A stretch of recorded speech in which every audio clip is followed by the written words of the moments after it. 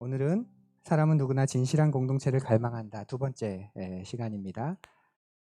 관계를 맺음에 있어서 우리를 어렵게 하는 게 뭘까요? 교회를 시작하면서 진실한 관계, 진실한 공동체에 대한 고민을 많이 하게 됐습니다. 이전까지는 제가 맡은 일을 유지하는데 힘을 많이 썼던 것 같아요. 왜냐하면 그걸로 제가 평가를 받았으니까. 박 목사가 맡으면 사람들이 많이 참석해. 박 목사가 맡으면 재미있어. 박 목사가 하면 프로그램이 풍성해. 그렇게 내가 하는 일로 내가 평가받는 듯한 마음이 들어서 어떻게 하면 이 관계가 진실해질까? 어떻게 하면 이 공동체가 진실해질까 하는 그런 큰 그림을 쉽게 놓치게 되었습니다. 그랬다면 교회를 시작하고 나서는 그런 관심보다 모인 우리가 어떻게 하면 진실한 관계, 진실한 공동체가 될까? 그걸 고민하게 됩니다. 우리는 모두 진실한 관계를 기대하지요. 모든 사람의 마음엔 그런 갈망이 있습니다. 여러분에게도 있죠? 네. 사람에게 상처를 입어서 관계를 단절한 채 살아가는 사람일지라도 그 깊은 곳에는 진실한 사람을 한 명이라도 만났으면 좋겠다. 진실한 관계를 맺어 나갔으면 좋겠다 하는 그런 본능, 그런 외로움이 있습니다. 그런데 진실한 관계가 왜 그렇게도 잘 만들어지지가 않는 걸까요? 갈망이 있고 본능이 있고 그런 외로움이 있는데 왜 그게 잘 만들어지지 않는 걸까요? 여러분은 어떻게 생각하십니까? 쉽게 생각하면 벽이 있기 때문이 아닐까요? 벽. 상대방과 나 사이에 벽이 있기 때문에 잘 만들어지지 않는 것이지요. 그런데 그 벽도 단순한 벽이 아닌 것 같습니다. 아, 나에게는 나의 벽이 있고 그 사람에게는 그 사람의 벽이 있는 것 같아요. 근데 그 벽도 단순하지 않고 이중 삼중으로 되어 있는 것 같습니다. 여러 가지를 이야기하면 복잡하니까 이중의 벽이 각각 있는 것 같습니다. 나에게는 상대방에 대한 잘못된 타의식을 가진 벽, 그리고 나에 대해서도 잘못된 자의식을 가지고 있는 벽. 마찬가지로 상대방도 그 상대방이 다른 사람을 보는 잘못된 그런 타의식의 벽이 있고 그가 그를 받아들이지 못하는 잘못된 그릇된 그런 가치관의 자의식의 벽이 있는 거죠. 그러니까 얘기가 점점 복잡해지는 것 같죠. 벽이 하나 있으면 두 사람이 우리 이 벽을 좀 무너뜨려 보자 하면 쉬울 것 같은데 벽이 각각 있고 각각 있는 그 벽도 이중, 삼중으로 되어 있는 벽인 것 같아요. 오늘은 그 이야기를 좀 나눠보려고 하는데요. 우리는 다른 사람에 대한 그릇된 선입견, 잘못된 타의식을 가지고 있습니다. 대표적으로 다른 사람을 판단할 때 혈연, 학연, 지연, 경제적 능력, 또 사회적 지위, 외모, 결혼 유무, 말하는 방식, 옷 입은 모습, 심지어는 이런 것으로 그 사람을 판단하기까지 합니다. 일종의 어떻게 보면 자연스럽고 당연한 것이라고 볼 수 있습니다. 그런데 문제는 너무나 빨리 그것으로 그 사람을 재단해 버리고 다른 모습이 있음에도 불구하고 그냥 그런 모습을 가지고 계속 그 사람을 그렇게 선입견을 가져버리는 게 있는 거지요. 특히 우리 사회에서는 학력으로 사람을 줄 세우는 게 심하죠. 그래서 어느 학교를 나왔는가 그게 되게 중요합니다. 어, 대학을 나왔냐, 나왔다면 어느 대학을 나왔냐 이런 것들을 통해 어떤 사람인지를 대충 정의합니다. 여러분 어떠십니까? 여러분이 은근 이 사람 어느 학교 나왔을까 궁금하지 않으세요? 네, 우리에게 그런 마음들이 있는 거죠. 선입견이 있습니다. 지연도 심하죠. 젊은 세대들한테는 많이 덜해져서 다행이지만 우리에게는 그런 지연이 있습니다. 또 대선이 가까울수록 우리가 압니다. 얼마 지나지 않으면 이제 언론이나 정치인들이 지역주의를 분명히 조장할 겁니다. 안전한 표를 확보하기 위해서 우리가 지금 이전 정권에서 이제까지 정권에서 지금 정권에서 얼마나 어렵게 지내고 있느냐 하면서 지역주의를 분명히 조장하는 말들을 쏟아낼 겁니다. 선입견이지요. 어느 지역 출신이야라는 정보 하나를 가지고 경상도 사람이라 그래. 전라도 사람이라 그래. 충청도 사람이라 그래. 그렇게 카테고리 지어 버립니다. 개인적인 차원에서부터 사회적인 차원까지 우리는 그 사람에게 현재 드러난 그리고 과거에 어떻게 살았는지에 대한 배경이나 정보를 가지고 상당 부분을 재단해 버리는 거죠. 그리고 이 선입견에서 자유로운 사람이 그렇게 많지 않습니다. 요즘은 MBTI를 가지고 사람을 재단해 버리더라고요.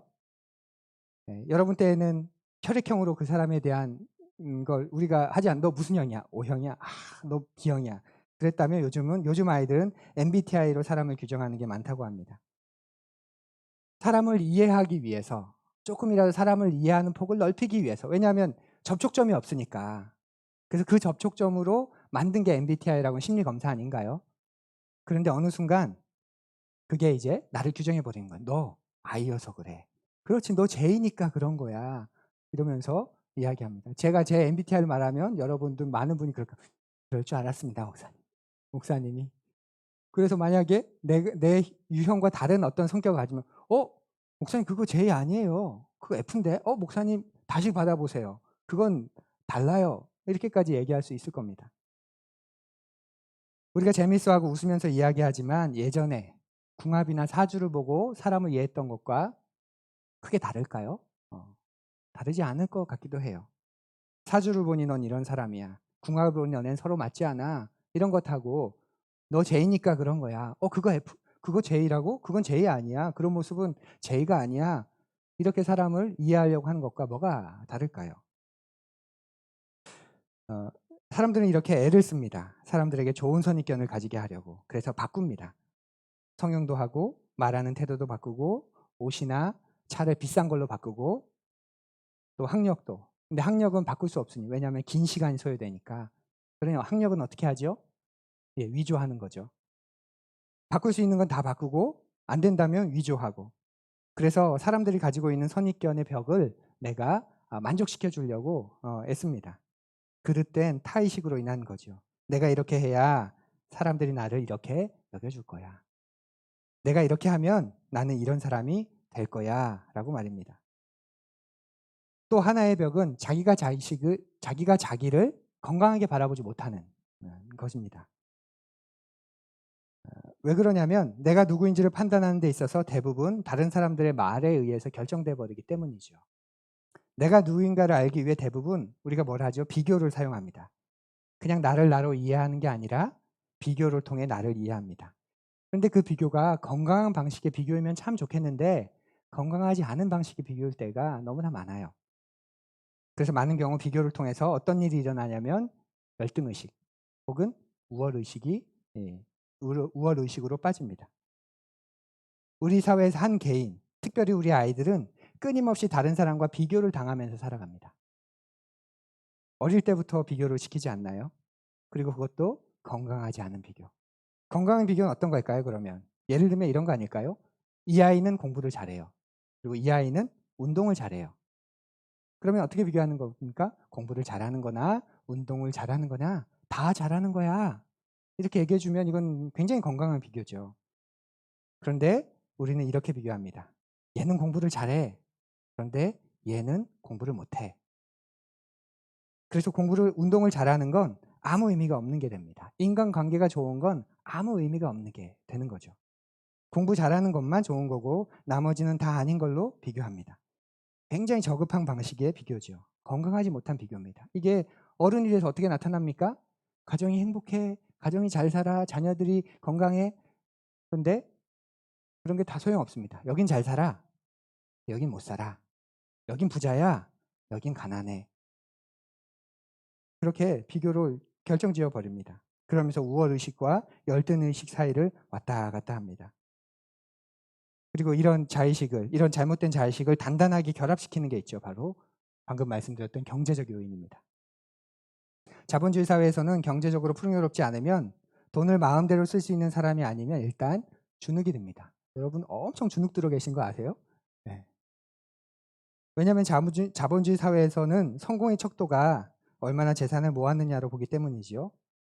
그래서 다른 사람을 평가할 때도 그렇죠. 어디 사냐, 얼마짜리 아파트에 사나, 어떤 차를 타고 다니나, 얼만큼 수입이 있나로 그 사람에 대한 선입견을 가집니다.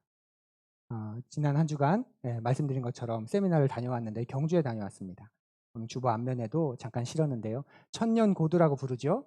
신라의 중심지, 통일 신라의 중심지입니다. 얼마나 화려했을까요? 그 과거에. 근데 지금은 그냥 지방 소도시. 어쩌면 30년, 50년 안에 없어질지도 모르는. 1000년 전에는 인싸 중에 인싸만 살았을 그런 중심 중에 중심이었는데 지금은 그냥 한낱 지방입니다. 그 경주가 저한테 말을 걸더라고요. 그래서 어디에 사는지가 중요한 게 아니라 어떻게 사는지가 중요한 거야. 어디에 사는지는 아무 의미 없어. 나를 봐. 나 천년 고도인데. 저 굉장히 영적이죠? 예. 예. 우리가 그렇게 선입견을 가지고 특별히 자본주의 사회에서는 어디에 사느냐, 뭘 가지고 사느냐, 얼만큼 가지고 사느냐 그걸로 다른 사람을 판단하고 또 나도 내 삶을 그렇게 판단지어 버립니다. 더 무서운 게 뭐냐면 나 자신에 대해서 그렇게 인정해 버린다는 거예요. 내가 나를 받아들이는 것도. 다른 사람이 그렇게 여기는 것 가슴 아프지만 그렇다 쳐도 더 무서운 건 나도 어느 순간 그것에 동의하는 거죠. 경제적으로 뭔가 성취하지 못하면 많은 사람들이 주눅이 듭니다. 그게 우리가 사는 자본주의 사회의 모습 아닌가요? 이 자본주의 사회가 참 좋지 않은 게 사람들 각자가 가지고 있는 가치를 인정해 주는 게 아니라 아주 단순하게 돈을 얼마나 가지고 있느냐를 가지고 그 사람에 대한 평가를 해버리는 거죠. 욕심 부리지 않고 남에게 큰 피해를 입히지 않고 소박하게 삶을 살아가다가 내 욕망이 있기 때문에 때로는 고의적으로 혹은 비고의적으로 실수로 죄를 지으면 어떻게 되죠? 네, 당연히 벌을 받죠. 법치주의 사회이기 때문에.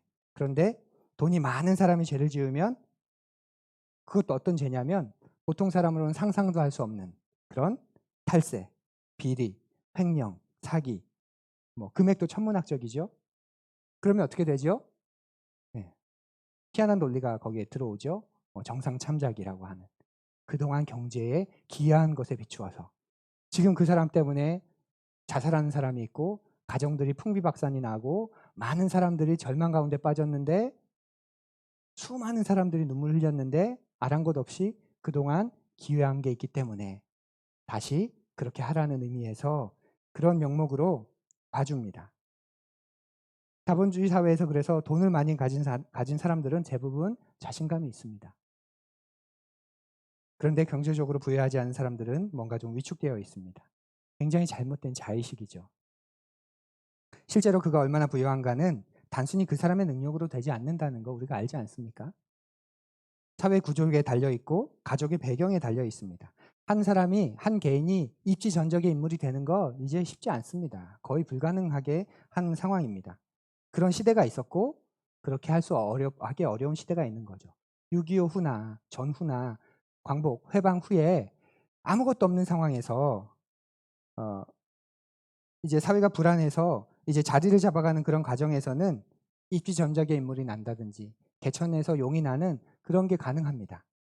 근데 사회가 이만큼 정교해지고 이만큼 안정기에 접어든 사회가 되면 개천에서 용이 나는 것 굉장히 어렵습니다. 오늘날은 누가 돈을 벌죠? 돈을 가지고 있는 사람이. 대형화되는 거잖아요. 많이 가지고 있는 사람이 많이 쏟아부어서 흡수하는 것이지 아무것도 없는 것에 점점 올라가는 게 아니지요. 어떤 교회가 점점 커지는 줄 아세요? 큰 교회가. 큰 교회는 점점 커지고 중간 교회는 작아지고 작은 교회는 없어지고 그게 굉장히 정교화된 산업사회, 자본주의 사회의 모습입니다. 교회의 모습, 사업의 모습. 돈을 많이 끌어부어요. 카페를 보십시오. 점점 대형화되지 않습니까? 작은 카페들은 점점 사라지고 중간 카페들은 점점 위축되고 올라타면 성공한 거고 올라타지 못하면 작아지는 거고 그런 시대 속에서 그런 시대적인 배경 속에서 과거 성공 시대의 모델이 되고 입지전적의 인물의 모델이 됐던 그런 분들은 겸손한 분들은 인정합니다. 내가 잘해서가 아니라 내가 살고 있는 이 사회, 이 시대가 이렇게 될 수 있는 시대여서 그랬던 거지. 나는 이 사회와 이 시대에 빚을 지고 있어. 그렇게 겸손하게 이야기하는 분들이 얼마나 많은지 모릅니다. 그런데 사람들은 사회에서 규정해 주는 대로 그렇게 자기 가치를 여겨버리죠. 그래서 무가치하게 생각하고 무능력하게 생각합니다. 오늘날 가장 훌륭한 아빠, 가장 바람직한 아빠의 모습은 어떤 아빠죠? 돈 벌어오는. 그것도 많이 벌어오는 아빠 아닙니까? 아버지의 역할이 뭔가요? 돈 벌어다 주는 거죠. 오싹하지 않으세요? 끔찍하지 않으시나요? 10여 년 전에 한 은행 광고가 그걸 잘 말해줍니다. 꽤 비싸 보이는 아파트 거실에서 아빠와 아들이 굉장히 행복하게 놉니다. 잔잔한 음악이 흐르고 그러다가 아들이 갑자기 뭔가 생각이 나는데 묻습니다. 아빠, 성공이 뭐야? 그래서 아빠가 아이에게 말해주죠. 성공은 우리 아들 맛있는 거 많이 사주는 거야. 인생의 소박함을 깨우쳐주는 광고라고 생각하세요? 네, 그러면 속은 겁니다. 사람을, 우리의 삶을 경제적인 것에 가둬주는 거죠. 인생의 거창한 목적, 거창한 가치, 맞아, 그런 게 어디 있어. 내 가족 맛있는 거 많이 사주는 거, 내 가족 굶기지 않는 거, 그게 성공이고 그게 행복이지. 그러면 점점 어떻게 되는 거죠? 위축되고 왜소화되고 결국 자본 아래로 내 인생이 계속 내려가는 겁니다. 한 보험회사 광고는 더했지요. 그 광고를 처음 보고 무지무지 화가 났습니다. 한 고등학교 교실에서 아이들한테 물었어요. 꿈을 위해 사는 것과 5억 원 선택하는 것과 뭘 할래? 대부분의 고등학생이기 때문에 아이들이 꿈을 선택할래요. 그렇게 대답을 합니다. 그리고 갑자기 어두워지고 그 TV 모니터에 불이 켜지면서 그 아이들의 아버지가 나옵니다. 사전에 인터뷰를 한 거죠. 그리고 묻습니다. 당신의 꿈은 무엇인가요? 그 아버지 한 명 한 명 나와서 이야기해요. 제 꿈은 제 아들과 배낭여행을 가는 겁니다. 제 꿈은 이제 시골로 내려가서 고향으로 내려가서 저 푸른 초원 위에 그림 같은 집을 짓고 가족들하고 행복하게 사는 겁니다. 제 꿈은 제 아내가 그동안 많이 고생했는데 제 아내를 행복하게 해주는 겁니다. 제 꿈은 제 딸이 연극을 좋아하는데 소극장 하나 만들어주는 거예요. 마음껏 연극하라고. 뭐 그런 아빠들의 꿈이 이렇게 나옵니다. 아이들이 되게 흐뭇해요. 우리 아빠도 꿈이 있구나. 우리 아빠도 꿈을 가진 사람이었구나. 그러면서 이제 장면이 바뀌고 또 다른 질문이 나옵니다. 만약 1년밖에 살 수 없다는 1년밖에 살 수 없다면 당신의 꿈을 이루는 것과 5억 원 가운데 뭘 선택하겠습니까? 다 아빠들이 뭘 선택했을까요? 네, 5억 원 선택하지요. 아이들은 펑펑 울고 백그라운드 뮤직은 굉장히 슬프고 웅장한 음악이 흐르면서 그러면서 말하는 왜 5억 원일까요? 그 보험의 사망 급여가 그게 5억 원이기 때문에 그럴 거예요. 네, 화나지 않으세요? 너무너무 화가 났습니다. 사람의 감정을 가장 약할 때 약하게 만들어 놓은 다음에 그 감정 안으로 툭 하고 치고 들어오는 거죠. 이거 준비 못하면, 이런 것도 제대로 해주지 못하면 의미 없다, 가치 없다. 자식과 가족들에게 돈을 남겨주는 게 가장 가치 있는 일이다. 부인하지 못하게 만드는 거죠. 그게 광고입니다. 제 아내가 광고회사에서 일했었는데 그런 말을 하더라고요. 가장 많이 광고회사에서 들었던 말이 그 직원들한테 그 임원이 야, 너네 광고를 믿어? 너 광고 믿어? 광고 믿지 마. 우리가 만드는 거잖아. 그렇게 항상 많이 이야기했다고 해요. 그러니까 순진한 우리들이야. 광고가 우리를 이렇게 마음을 만져주면 그렇지 하는데 그 모든 광고들은 뭡니까? 우리의 마음을 움직여서 자극해서 자기들이 원하는 걸 얻게 하려고 하는 거잖아요. 그게 이 사회의 모습입니다. 이 사회의 작동 방식입니다. 근데 우린 너무 착하고 순진해서 그런 거지. 맞아. 그러면서 계속 따라가는 거죠. 가슴이 가장 아픈 것, 거기에 동의하는 겁니다. 물음을 던져야 되는데 아니야 라고 좀 다르게 생각해 봐야 되는데 그렇게 못합니다. 그런 상황에서 자신의 가치에 대해 다른 사람의 가치에 대해 세뇌당하고 강요당하는 거죠. 그래서 많은 사람들이 의기소침해 있습니다. 그래서 어떻게 해서든 이 사회 속에서 위로 상향 이동하고 싶은데 사회적으로는 그렇지 않고 몇 가지 방법이 있긴 해요. 뭐죠? 지금 사회에서 이렇게 정교화된 자본주의 사회에서 경제적으로 상향 이동하는 거. 어떤 방법이 있죠? 집이 대박 나는 거, 주식이 대박 나는 거, 비트코인이 대박을 터뜨리는 거. 거기에 관심을 계속 가져가는 거 아닙니까? 제 친구가 있는데요. 그 기계공학을 하는 친구인데 그런 기계를 만드는 회사에서 오랫동안 이제 연구원으로 일하고 있었습니다. 지난달에 이제 통화를 하게 되었는데 어려워져서 직원들이 임금을 주지 못하게 되고 그 회사가 운영은 아니고 이제 직원인데 그러면서 한 명 한 명 떠나게 되고 회사가 이제 좀 있으면 어떻게 될지 모르겠다 하는 상황까지 갔을 때 자기에게 주신 마음이 있다고 해요, 하나님이. 야, 내가 교회에서는 리더로 이렇게 어떻게 해서든 섬기려고 애쓰고 하려고 하는데 하나님이 나에게 부르신 회사에서는 왜 자꾸 나는 그냥 뒤로만 물러가려고 할까? 그런 마음이 들어서 내가 할 수 있는 일을 내가 해봐야 되겠다. 그런 마음으로 남아있는 사람들 한 사람 한 사람을 추스리고 부서를 재조직하고 다시 이제 그렇게 으쌰으쌰 하는 그 일을 했다고 해요. 그래서 부대표격으로 그 역할을 맡게 됐다고 합니다. 그러면서 대표도 열심히 영업을 하고 또 그 프로젝트를 따와서 이제 점점 출자 금액이 늘어나고 그래서 그동안 밀렸던 급여들도 다 지불하고 드디어 올해 이제 상장하는 상장 회사가 됐다고 합니다. 그리고 스톡 옵션으로 직원들이 기여도에 따라서 이제 받게 됐다고 해요. 이 친구가 한 30%를 받는데요, 주식을. 한 30억 정도라고 얘기하는데 그런데 이 친구가 올해 근데 그나마 내가 다른 회사로 옮기려고 해. 이렇게 말을 하더라고요.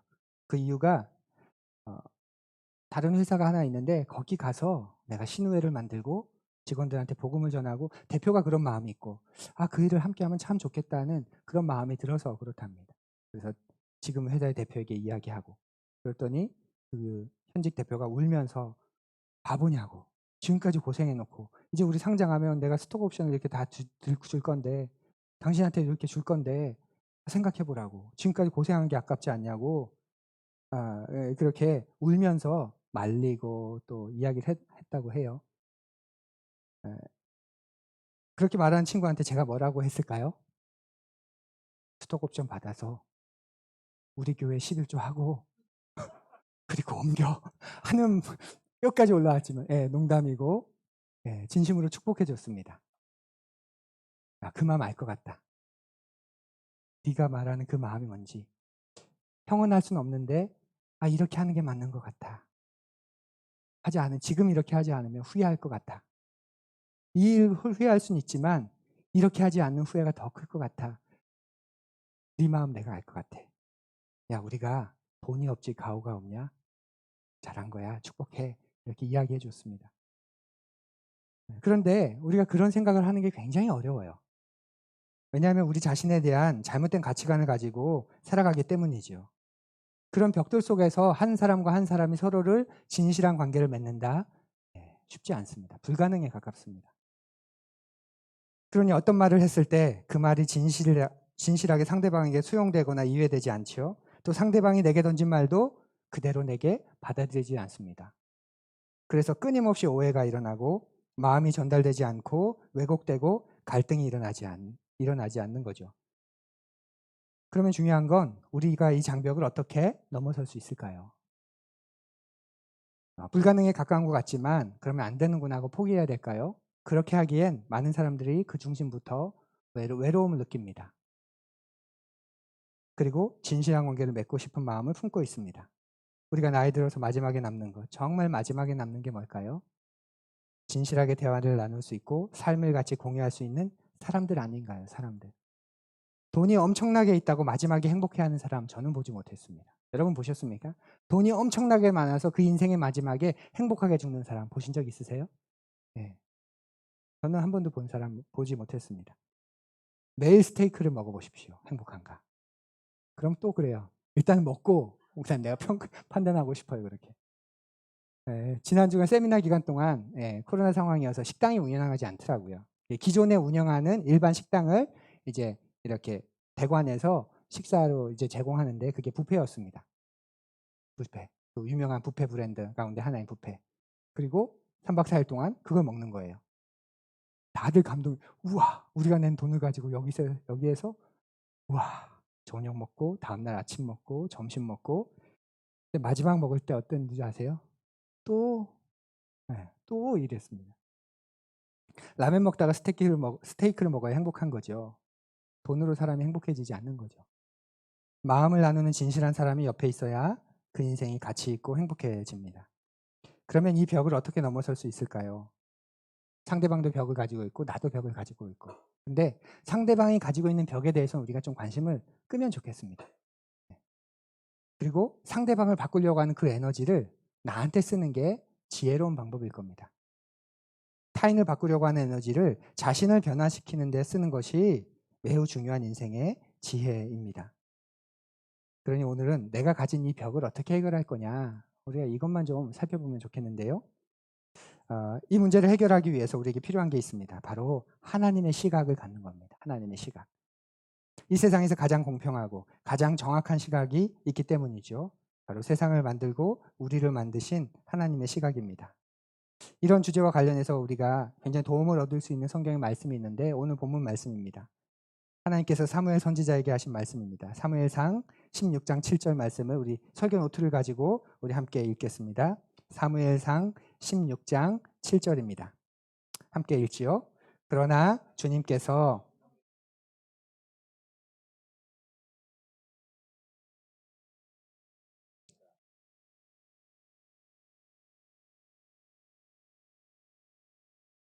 하진 않는다. 사람은 겉모습만을 따라 판단하지만 나 주는 중심을 본다. 이 말씀 배경 아시죠? 사울이 하나님께 불순종함으로 왕에서 폐위됩니다. 하나님의 마음 안에서. 그리고 하나님은 다윗을 새로운 왕으로 세우시죠. 그 사무엘 선지자가 그 새로운 왕에게 기름 붓기 위해서 다윗의 아버지인 이새의 집으로 갑니다. 그리고 첫째부터 당연히 장자 계승의 원칙에 따라 첫째를 만나는데, 그리고 그렇게 쭉 보는데 그 마음이 너무 흡족하죠. 왜냐하면 준수하고 풍채가 수려하고 마치 저처럼 눈빛이 막 시비 거는 것 같아서 제가 네. 그런데 하나님은 그가 아니야 라고 말씀하신 거잖아요. 사람은 겉모습만을 따라 판단하지만 나 주는 중심을 본다. 이 개역개정의 말씀이 더 유명하죠. 사람은 외모를 보거니와 나 여호와는 중심을 보느니라. 무슨 말이죠? 사람은 겉으로 사람을 판단하지만 나는 그렇지 않아. 하나님 뭘 보신다고요? 네, 중심. 우리는 우리의 선입견을 가지고 사람을 판단하지만 하나님은 그런 학연, 지연, 외모, 경제력 그런 것으로 바라보지 않는다는 말씀이죠. 영어 성경으로 보면 대부분 이 중심이라는 단어를 하트로 번역합니다. 마음, 가슴 정도죠. 그러니 그 사람의 내면의 상태, 내면의 모습을 보신다는 말이 될 겁니다. 하나님은 그 사람의 외면 세계가 아니라 내면 세계를 보신다는 뜻입니다.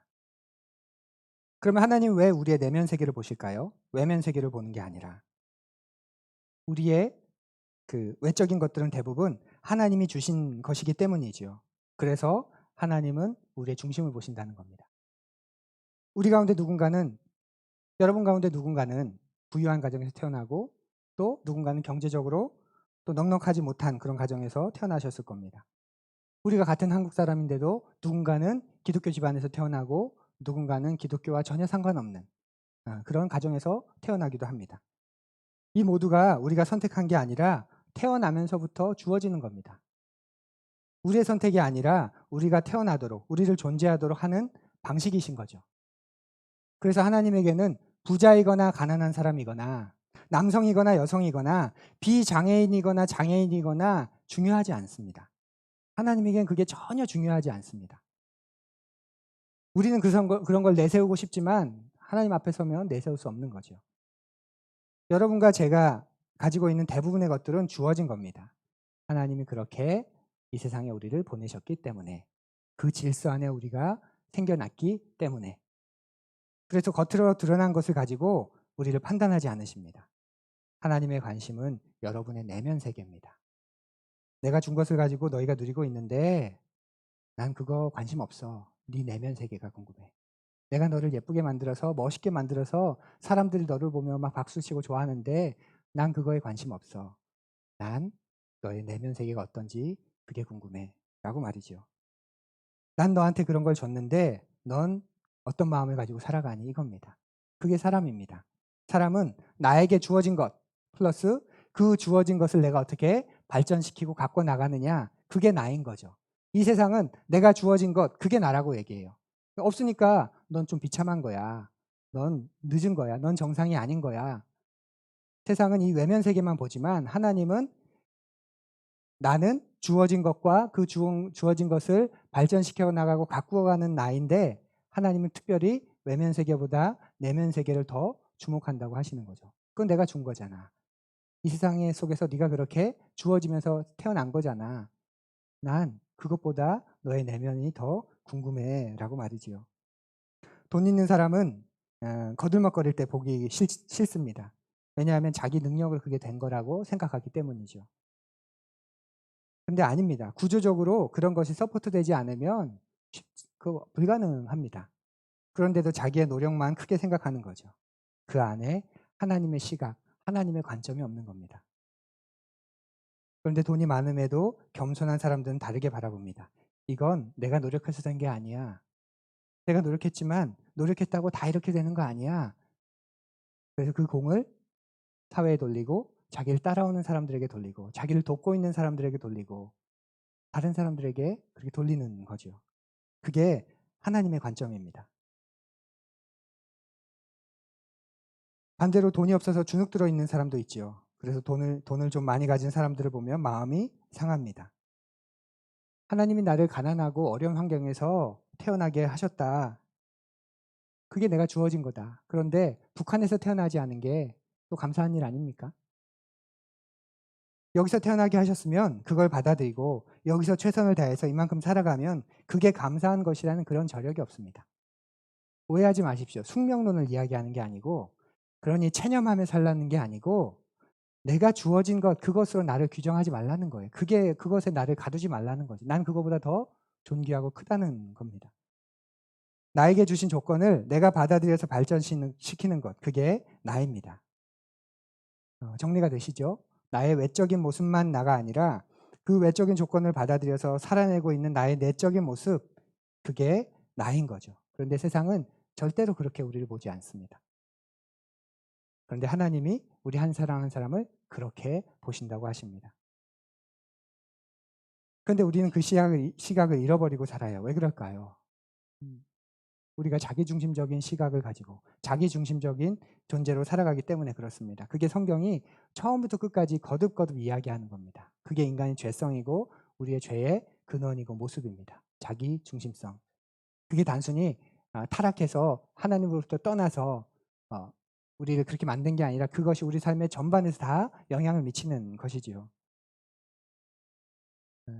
그래서 하나님의 관점으로 보지 못하고 하나님 중심으로 판단하지 못하는 겁니다. 우리가 하나님의 시각을 가지기 위해서는 나에게 이런 이중의 벽이 있다는 걸 인정해야 합니다. 다른 사람의 문제가 아니라 나에게 문제가 있다는 것. 그걸 인정하는 거죠. 아, 내게 문제가 있구나. 내가 아프구나. 내가 한계가 있는 사람이구나. 신앙이란 뭘까요? 신앙은 진실하게 하나님 앞에 서는 거 아닙니까? 진실하게 절대자 앞에 서는 것. 그거 신앙 아닌가요? 거짓된 자기 암시, 솔직하지 않은 신념으로 자기를 세뇌시키는 게 그래서 그런 말을 유려하게 잘 하는 게 신앙이 아닙니다.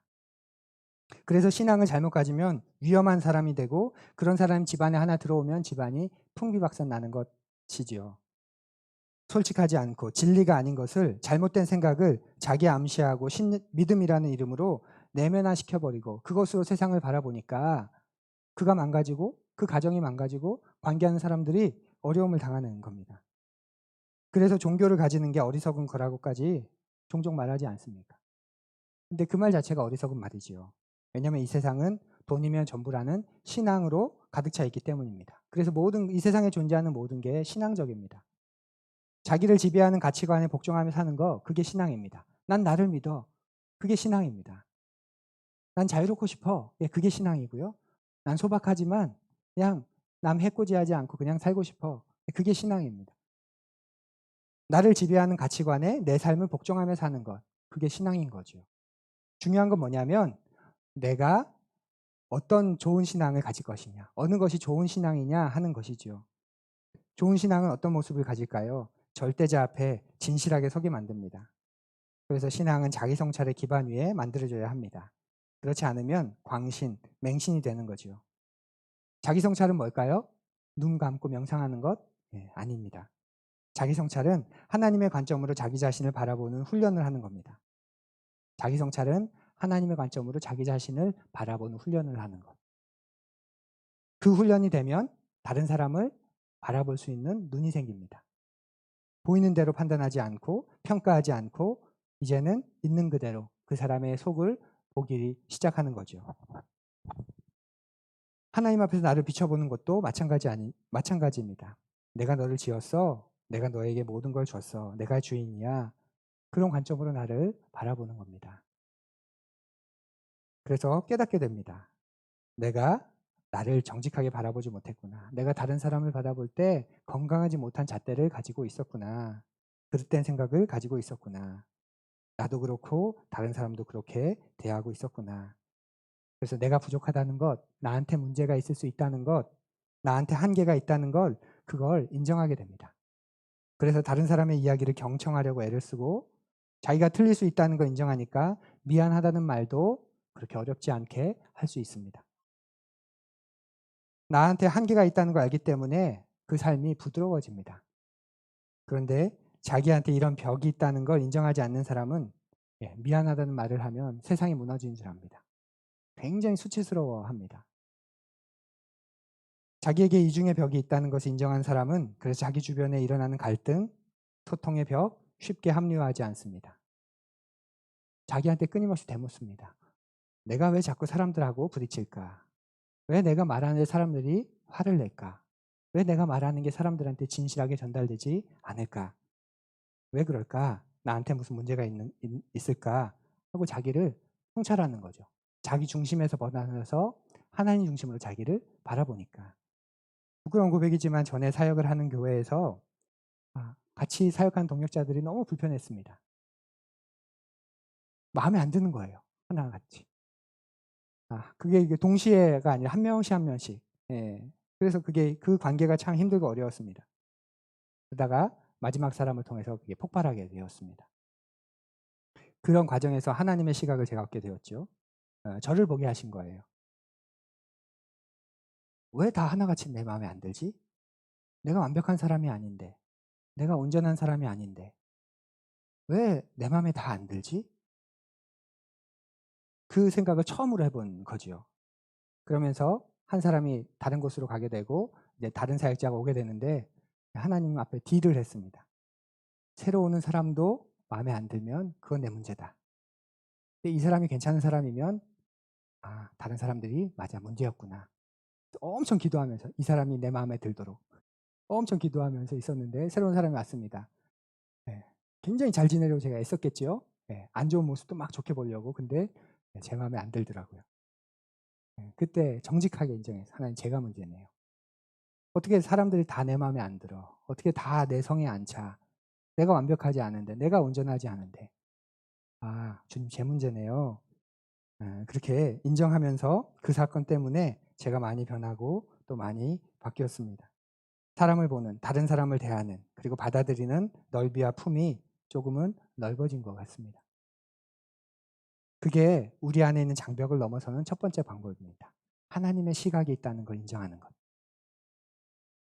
그리고 두 번째로 그걸 하나님의 시각으로 성숙시키는 게 필요하겠지요.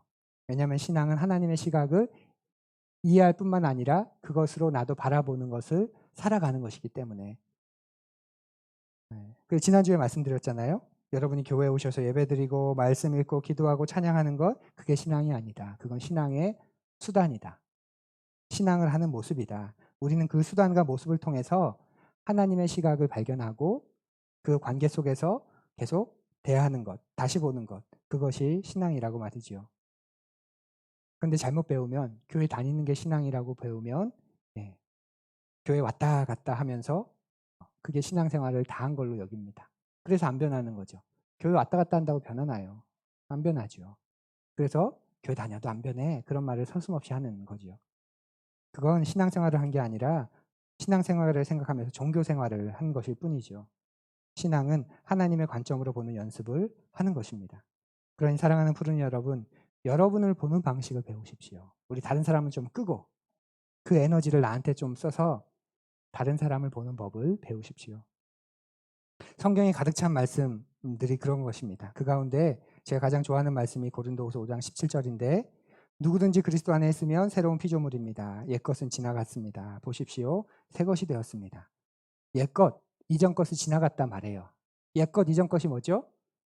학력으로, 경제적 능력으로, 외모로, 가정의 배경으로 나를 보던 것, 그게 지나갔다는 거예요. 막연하게 생각하지 마십시오. 추상적으로 생각하지 마십시오. 그런 것들이 지나갔다는 겁니다. 세상에서 줄 세우는 것으로 나도 내 가치를 판단하던 게 지나갔다는 겁니다.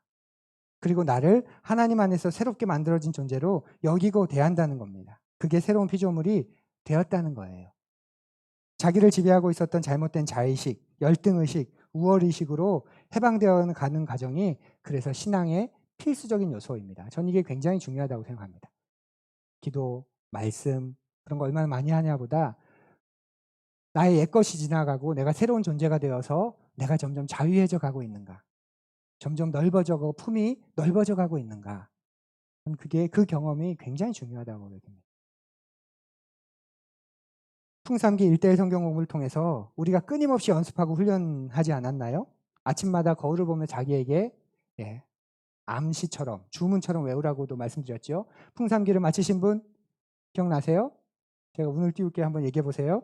하나님께서 나를 그리스도 안에서 예, 온전히 받아주셨다. 하나님께서 나를 그리스도 안에서 특별한 존재로 삼아주셨다. 하나님께서 나를 그리스도 안에서 새로운 가족 공동체에 속하게 하셨다. 하나님의 눈으로 나를 바라보는 것. 이것을 우리가 계속 연습하고 훈련했습니다. 왜냐하면 세상은 자꾸 우리를 다르게 보게 만들기 때문이죠. 그렇게 될 때 우리는 자기 인생에 대해서 소망을 가지게 됩니다. 자기 인생에 대한 건강한 소망이 생기는 거죠. 저는 저한테 소망이 있는데 뭔 소망인지 아세요? 하나님께서 나를 어떻게 쓰실까? 쓸까 안 쓸까는 뭐 그건 고민할 필요가 없습니다. 그러니까 하나님이 나를 사랑하시고 나를 구원하시고 나의 주인이 되셨는데 근데 그분이 나를 어떻게 쓰실까? 쓰실 텐데 그때 잘 쓰였으면 좋겠다. 그 마음 때문에 뭔가 할 때 잘하고 싶고 잘 준비하고 싶고 또 욕심내지 않고 싶은 거지요. 하나님 나를 어떻게 쓸까? 그런 시각을 가지게 되면 그런 시각을 가지고 바깥의 사람들을 보게 됩니다. 그래서 지금까지 세상적인 관점을 가지고 내가 가진 가치관을 가지고 내 취향으로 다른 사람을 판단하던 그 벽이 무너지게 되는 거죠. 그래서 하나님이 그를 통해 어떤 일을 하실까 이렇게 기대감을 가지게 됩니다. 그리고 안타까움도 가지게 됩니다. 그 인생이 그 정도가 아니신데 저거 잘 견뎌내셨으면 좋겠다. 얼마나 존귀한 인생인데 힘을 내었으면 좋겠다. 얼마나 소중한데 그런 마음을 형제로서 동료로서 그 진실된 마음을 그 안타까움을 우리가 가지게 됩니다. 사랑하는 푸른 여러분, 내가 생각하고 내가 느끼고 내가 반응하는 모든 것이 정상이고 그것을 기준으로 생각하는 것 심각하고 무서운 관계의 장애이고 벽입니다. 이런 사람들이 가득히 살아가는 이 세상 속에서 진실한 관계를 맺는다는 건 불가능해 보입니다. 그래서 많은 사람들이 포기합니다. 그런 거 없어 라고까지도 말합니다. 하나님은 그런데 우리에게 말씀하십니다. 하나님이 우리와 진실한 관계를 맺으시는 것처럼 너희도 진실한 관계를 맺으라고. 성부, 성장, 성령 하나님께서 서로 충만한 사랑의 관계 안에 존재하시는 것처럼 나의 형상을 따라 지음받은 너희들도 서로 사랑하고 진실한 관계를 맺길 원한다라고 말이지요. 그리고 우리가 그렇게 관계를 맺고 그런 공동체를 세울 때 하나님은 미소 지으십니다.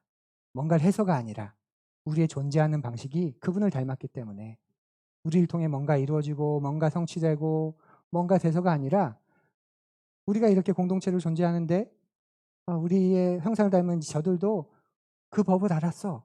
우리처럼 이렇게 공동체로 존재해. 자기 가족만 아는 존재가 아니라 서로 그렇게 존재해. 그 존재의 방식으로 기뻐하시는 거지요. 시간이 생각보다 오래 걸릴지 모르지만 또 기대보다 더 더딜지는 모르지만 우리의 인생이란 게 이런 영역에서 성숙되어 가는 게 아닐까요? 그리스도 안에서 그렇게 살아보는 연습을 해 나가십시오. 의식하면서 말이지요. 이번 주는 우리가 함께 도전해 볼 숙제를 좀 드리려고 합니다. 한 주 동안 사람들과 여러분이 관계를 맺을 때 여러분 쪽에서 그 사람 말고 여러분 자신 쪽에서 어떤 이중의 벽이 작동하는지를 한번 의식적으로 고민해 보십시오. 그리고 뭐 스마트폰이 늘 가지고 다니는 거기에 한번 순간 기록을 남겨 보십시오. 그리고 나중에 정리해 보십시오. 내가 이 사람과의 관계 속에 왜 이렇게 반응할까? 내가 생각보다 열등의식이 강하구나. 내가 왜 이렇게까지 말을 했을까? 내가 꽤 자기 방어적인 태도를 가지고 있구나. 굳이 할 말 아니었는데 왜 그렇게까지 내가 했지? 내 안에 나도 모르게 인정받고 싶은, 나를 드러내고 싶은 그런 마음이 있구나. 그렇게 자신을 관찰해 보십시오. 그리고 다른 사람을 만날 때 내가 어떤 기준으로 그 사람을 판단하고 있는지도 한번 생각해 보십시오.